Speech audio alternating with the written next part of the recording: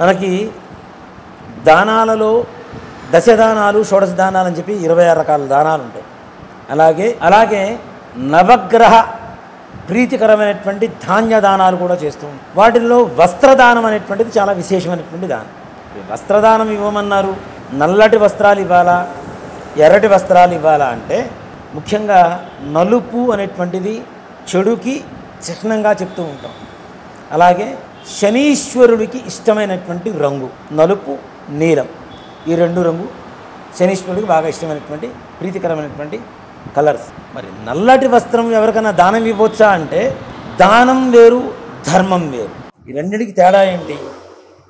దానం అంటే ఒక బ్రాహ్మణుడిని కూర్చోబెట్టి సంకల్పం చెప్పుకొని కాళ్ళు కడిగి గంధం ఇచ్చి చక్కగా కుంకుమ బొట్టు పెట్టి ఆయన్ని మహావిష్ణు స్వరూపంలో పూజ చేసి ఆయనకి భోజనం పెట్టి ఏదైనా నల్ల వస్త్రాలు ఇవ్వాలి అనుకుంటే అది కూడాను బ్రాహ్మణుని తీసుకుంటాను, శని ప్రీతికరమైనటువంటి ఆ రంగు ఉన్నటువంటి వస్త్రాలు ఏవైతే ఉన్నాయో అవి నేను తప్పనిసరిగా తీసుకుంటాను అని ఆయన సమ్మతంతో ఇస్తే దానం అవుతుంది. దాంతో పాటుగా దక్షిణ. మన పాపాన్ని ఎదురువాళ్ళు తీసుకుంటున్నారు కదా, మంత్రపూర్వకంగా యొక్క శనీశ్వరుడి బాధ మనకి ఏదైతే ఉందో ఆ గ్రహం ద్వారా వచ్చేటువంటి ఈతి బాధలు కష్టాలు నష్టాలు ఏవైతే ఉన్నాయో అవన్నీ కూడా పోవడం కోసమే నల్ల వస్త్రాలు దానం చేస్తూ ఉంటారు. అలాంటిది బ్రాహ్మడికి దానం ఇస్తున్నాము అంటే దాని కింద దక్షిణ తోచిన విధంగా దక్షిణ ఇస్తే దీన్ని దానం అంటారు. మన ధర్మం అంటే ఏమిటి?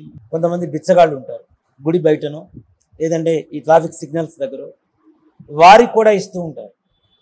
నిజంగా వారికి ఇస్తే ఏ రకమైనటువంటి దోషం రహితం కాదు, అది మంత్రపూర్వకంగా ఇవ్వడం లేదు కాబట్టి శనీశ్వరుడికి ప్రీతికరమైనటువంటి ఆ నలుపు వస్త్రం వాళ్ళకి ఇవ్వడం వల్ల ఏ రకమైనటువంటి దోషాలు పోవు. చాలా మంది ఏం చేస్తూ ఉంటారు అంటే దోషం పోవడం కోసమే కేవలం ఎదురు వాళ్ళకి బ్రాహ్మడికి ఇస్తే దక్షిణ ఇవ్వాలి, డబ్బులు ఇవ్వాలి, ఇంత భోజనాలు పెట్టాలి, ఇంత ఖర్చులు అవుతుందని చెప్పి ఎవరికో తోచిన వాళ్ళకి నల్లటి వస్త్రాలు కొని ఇవ్వటం, నల్లటి కంబలి ఇవ్వటం, ఇట్లాంటివి చేస్తాం. ముఖ్యంగా చెప్తానమ్మా, ఇష్టం లేకుండా ఇవ్వటం, దానం పేరుతో మనకుండేటువంటి గ్రహ బాధల్ని తీర్చుకోవాలి అనుకోవటం, ఇవి కూడా పాపాలు.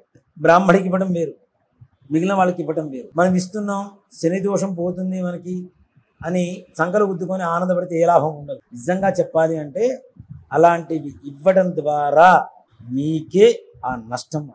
ధర్మం చేసేటువంటి వస్త్రాల్లో ఏవైతే మన దగ్గర ఉండేటువంటి బాధని మనం కలిపి వాళ్ళకి ఎదుటి వాడికి ఇస్తున్నామో ఆటోమేటిక్గా వాడి బాధ కూడా మనకే కలిగేంత నష్టాన్ని చేకూర్చేటువంటి అవకాశం ఎక్కువగా కలుగుతుంది. కాబట్టి ఇవ్వాలి అనుకున్నటువంటి వాళ్ళు చక్కగా తెల్లటి వస్త్రాలు ఇవ్వండి, మనశ్శాంతి కలుగుతుంది. లేదు ఎర్రటి వస్త్రాలు ఇవ్వండి, పసుపు రంగు వస్త్రాలు ఇవ్వండి. నలుపు దేనికమ్మా? నలుపు ఇవ్వడం అనేది మహాపాపం. అది కేవలం శనిదానం తీసుకునేటువంటి వాళ్ళు బ్రాహ్మలు మంత్రపూర్వకంగా ఇస్తేనే తీసుకుంటేనే దాని ఫలితం ఉంటుంది తప్పితే ఎవరికో ఇచ్చేసాం మా దోషం పోయింది అనుకుంటే మాత్రం చాలా తప్పు. ఇక్కడ చూడండి, నవగ్రహాలకి మనం దానం చేసినప్పుడు కూడా కాళ్ళు కడుక్కుంటాం.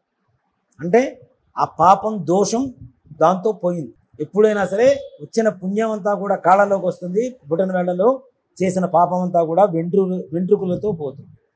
అందుకని మన తిరుపతి వెంకటేశ్వర స్వామి వారికి కూడా నీలాలు అంటాం. నీలాలు అంటే నీలం అంటే ఏం రంగు? నలుపు, బ్లూ కదా. ఇవి ఇవ్వడం ద్వారా మన పాపాలు పోగొట్టుకోవడానికి మనం అక్కడ నీలాలు ఇస్తూ ఉంటాం స్వామివారి. ఆయనకు వరం, ఆ కథ వేరు.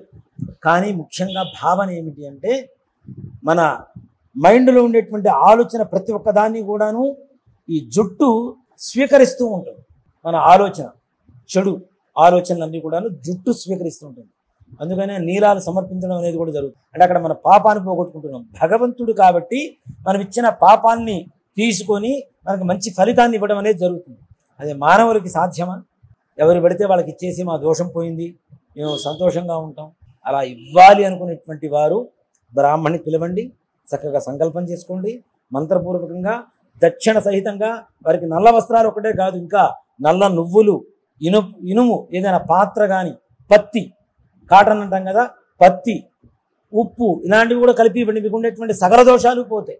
అంతేగాని బయట ఎవరికైనా ధర్మం చేసేటప్పుడు నల్లటి వస్త్రాలు దయచేసి ఎవరు ఇవ్వవద్దు.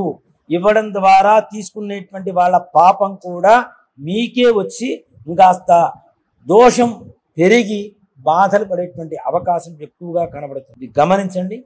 శ్రీమాత్రే నమః. శ్రీ గురుభ్యో నమః.